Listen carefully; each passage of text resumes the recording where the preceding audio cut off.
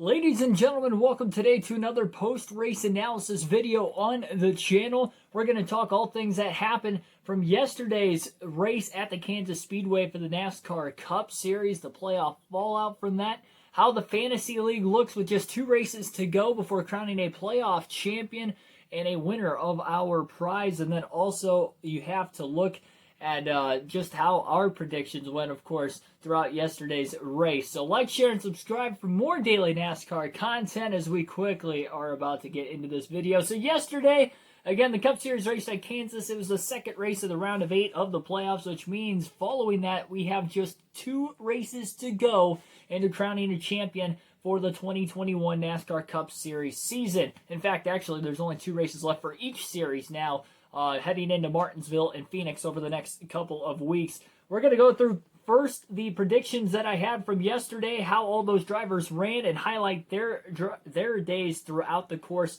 of yesterday's race. So first, we're going to start off with the don't haves as we usually have. We only have one driver that I said not to put in your guys' fantasy lineups yesterday specifically, and that was Joey Logano, of the playoff drivers at least, and that was Joey Logano. Logano actually had a really, really good car. For whatever reason, Texas has not been very good for him, Kansas has not been very good for him recently. He only had 3 top 10s in the last 9 races at the Kansas Speedway going into yesterday. He did have a couple career wins there, but it's been a little bit since the first win, obviously. Then last year's win, he did not have the fastest car by far in the field, but he played the track position game right as they got to the lead within the last 20 laps of the race, and he was able to fend off Kevin Harvick, putting Harvick in dirty air. We all know that finish to that race. As far as yesterday goes, he didn't look all that fast. He pretty much was like 6th to 10th, again by Penske standards, but 6th to 10th, that's better than what I thought he would finish at the end of the day. He ended up with a 9th place finish. I said he was not going to get a top 10. He was the only driver that, by statistics and how he had ran for the most part during the season on mile and a halves, that I felt wasn't going to get a top 10. He only had 1 top 10 on mile and a halves in the 8 mile and a half races this season until yesterday as well. So good for Joey Logano. He didn't gain any points really on the cutoff line. He's likely the only driver in a must-win situation. I mean, he's about 20 points back. That's makeable, but considering he's still got 3 drivers between him and the cut line on as well, it's not looking good for Joey Logano and Logano fans unless he goes out and wins Martinsville, which he did just a few years ago, so you can't count him out of that. So look out for Joey Logano next week to maybe make some moves, but as far as this week goes, I was wrong, so 0 for 1 to start the picks. Into the sleeper picks now, though. We had 3 drivers to look out for yesterday. I went 2 for 3 in the sleeper picks. We'll start off talking about Tyler Reddick. He was probably the guy I was most high on of these 3 drivers that predicted to finish in the top 10 as potential sleeper picks. Reddick had finished in the top 10 in 6 of the 8 mile and a half races this season prior to yesterday, and he ran in the top 10 the whole day. At the end of stage 1, he ended up getting some stage points, ended up finishing, well, he finished 10th, he got 1 stage point. Then in stage 2, he moved his way up to 6th at the end of the second stage, was progressing forward, is actually battling for the lead, led a few laps. He led 6 laps yesterday, made a very aggressive maneuver to the outside. I still don't know how he got there off of the restart, I believe, to start the final stage. He was on the bottom, shot midway down the backstretch, or I should say 3/4 of the way down the backstretch, to the high side, cut off Kevin Harvick, got to the outside, almost cleared both Chase Elliott and Kyle Larson for the lead. He ended up getting to the lead at the timing of the caution. He had like a half a car length lead at the time of the yellow, so he got the restart from the lead, but then he kind of fell back off the restart. He was a little too aggressive. Obviously, that was the start of the aggressiveness, and that worked out for him, but the next couple restarts, he ended up making contact with Kyle Larson and William Byron on another one. He was dropping back further and further in the field. I think he actually ended up cutting one of his tires down later in the race off of one of those final restarts. I think the one that he made contact with Byron. So 3 weeks in a row he's made contact with Byron. Unfortunately, went off to a 22nd place finish. So although he got some stage points, he did not get the top 10, which I thought he was going to be able to do yesterday, and what it looked like he was going to be able to do through most of it. So started 0 for 2, but I do have to say the rest of the predictions going forward were pretty solid. I said that his teammate Austin Dillon was also going to be able to get his way into the top 10, at least at the end of the race. That he had not finished outside the top 15 on a mile and a half this year. Actually, his worst finish on a mile and a half was 14th this season, and that in the playoffs, he has finished in the top 15 through the first 7 playoff races, make that 8, and he does get a top 10. He sneaks in there with a 10th place finish. He had a little run-in with Ryan Blaney where he put Blaney into the wall on a restart on accident. Of course, he just kind of got loose, which a lot of drivers were off turn 2 because of the crazy winds. So unfortunately for Blaney, it did not work out, but at least for my sake, Austin Dillon got the top 10. I should say for the prediction sake of things. I'm a Blaney fan, obviously, so it kind of sucks for me as a Blaney fan that he's going into Martinsville 1 point below the cutoff line. But as far as the predictions go, I called it. Austin Dillon got the top 10 today, or yesterday, I should say. Another driver who got a top 10 who was an underdog going in was Kurt Busch, considering the equipment, of course, not considering the drive ability of that driver. Of course, he's a former champion. He was running really well. He wasn't really in the top 10 a lot in the first half of the race, but by the final stage, he had one of the faster cars in the field. I guess he scored a 4th place finish in stage 1 and stage 2, so I guess he was in the top 5 the whole day. But, I mean, talk about a quiet but good day. I feel like the broadcast booth hardly ever talked about Kurt Busch. Obviously, I didn't even realize he was 4th at the end of the first 2 stages, and he ended up finishing 4th as well at the end of the race. So props for Kurt Busch. He was one of the highest scoring fantasy drivers yesterday, and props to me for picking Kurt Busch and putting him on my fantasy team. As far as the must-have picks, usually we have 2 to 3 of these. We actually went with 4. I went way in on it, mainly because I didn't really find too many drivers that were don't-haves for you guys in the fantasy lineup. So, with the drivers that were must-haves, I feel like I had to double down. I had to put 4 of them on here and go above and beyond. These were 4 drivers I said you should have in your lineup. They will, at bare minimum, get top 10s, if not have more than that. We'll start off with my race win pick, who was Chase Elliott. He had a very good day, ended up finishing in the 2nd place. He scored more points yesterday than any other playoff driver, not only in the stages, but obviously the 2nd place finish as well, excluding Kyle Larson, obviously. But Larson was already locked into the championship 4, even heading into this week at Kansas. Chase Elliott finished 3rd and 2nd in both of his stages, and again 2nd in the race. He actually led 42 laps as well. A lot of those were in stage 2, and it looked like he may have had the fastest long run car, at least for the final run of the race. Was closing in on Larson, pushed it a little too hard with about 5 to go, put it in the wall, not 1, not 2, but 3 times in a row off turn 2. Very fortunate that tire lasted to the end of the race, because he has about a little over a 30-point lead right now in the point standings over the cutoff line going into Martinsville next week. He could have lost that in the last few laps. As a Blaney fan, I was kind of hoping he was going to cut a tire after he got in the wall, but he did not. So Chase Elliott ends up finishing the race solidly. He's got a very good chance to making it back-to-back championship 4 appearances heading into Martinsville.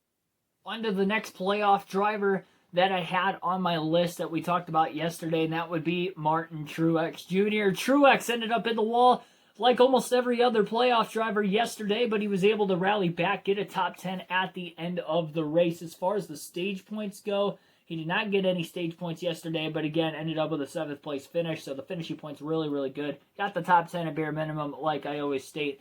The main specific thing is getting at least a top 10 out of these must-have drivers, so he keeps his great Kansas stats and streak going. Another driver that keeps his good Kansas streak going is Kevin Harvick. He has 2 top 3s now on Kansas this season. He finished 2nd there earlier in the spring and had the best statistical success at Kansas since the repave back in the early 2010. So Kevin Harvick keeps that pace up. It doesn't matter what the package is, what year it is, how many wins he's got throughout the course of the season. When we go to Kansas, it's one of his better mile and a halves, if not his very best mile and a half.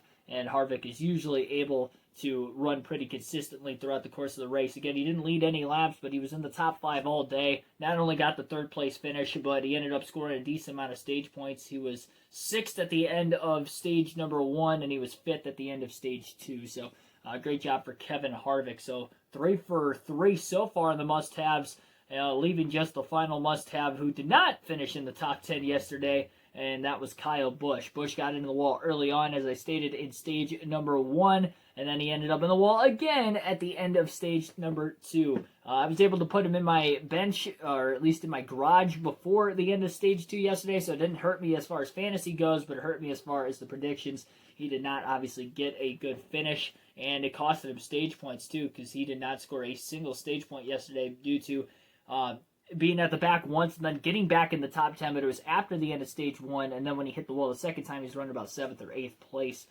at the time of that happening, with about 20 to go in the second stage. So, unfortunately for Kyle Busch, I was wrong with him on the predictions. But 5 and 3 this week with the predictions, and I was just one position off with my win pick, Elliot finishing second from getting that bonus point and bonus win. So 2 weeks in a row that we're in depth keeping track of my picks and winning record both weeks. I was 6-3 last week because I had the bonus point predicting Larson to win, and then this week I didn't get the win, but still 5-3. So again, you gotta take my advice when it comes to this fantasy stuff. I do know what I'm talking about. I do my research throughout the course of the week. So we'll head into the next portion of the video now and take a look at how everybody finished in yesterday's race, or at least the top finishers of the drivers that we did not already talk about. So as we take a look at the finishing results from yesterday's race at Kansas, again, these were the top finishers at the end of the race. Of course, we mentioned a few of them already, but we'll mention the rest right here. Kyle Larson, who I didn't talk about a whole lot outside of the fact that he did win the race, won the race. He also won stage 1 and led the most laps with 130 laps led. He actually broke the record for the most laps led in a 36-race NASCAR season. They've been racing 36 races a year since 2001. And then also on top of that, or 2000 or 2001, but also on top of that, he led more laps this season so far than what Jeff Gordon did back in his 1998 dominating season where he won 12 races en route to winning his championship. So Kyle Larson, definitely, in my opinion, the championship favorite going forward. We'll see how he does at Martinsville next week. That's not one of his better tracks, actually one of his worst tracks, but I don't particularly think he'll run too hot, but I think they're completely dialed in and focused on Phoenix, and he is going to be the guy to beat at Phoenix in a couple of weeks for the championship. Chase Elliott, as mentioned, ended up finishing second. As mentioned, Kevin Harvick finishes third, and also, as mentioned, Kurt Busch finishes fourth. So again, those were three of our highlighted drivers. Denny Hamlin round out the top 5. Had a very quiet day. He ran back half of the top 10 throughout it. Survived the carnage, and I think he was literally the only playoff driver that didn't hit the wall off turn 2 at all in this race. So kudos to Denny Hamlin there, and props to him for getting the top 5 finish. He is also comfortably above the cutoff line, but again, not a lock, much like William Byron also had a pretty roller coaster of a day as well. Actually, not much of a roller coaster of a day until the very end of the race. He ran up towards the front. He ended up leading quite a few laps, 57 laps led, was actually the winner at the end of stage 2 and was pulling away from his teammates Kyle Larson and Chase Elliott after the round of pit stops there. But after the final pit stop of the race, after the Ryan Blaney caution, unfortunately that crew had some loose lug nuts. They had to bring it back onto pit road, taking him out of contention to win the race without there being another caution the rest of the way. Still ended up with a 6th place finish despite having to restart at the rear of the lead lap, but unfortunately took him out of a shot to win a race. Again, that's 3 weeks in a row where it looked like he had a real good chance to win.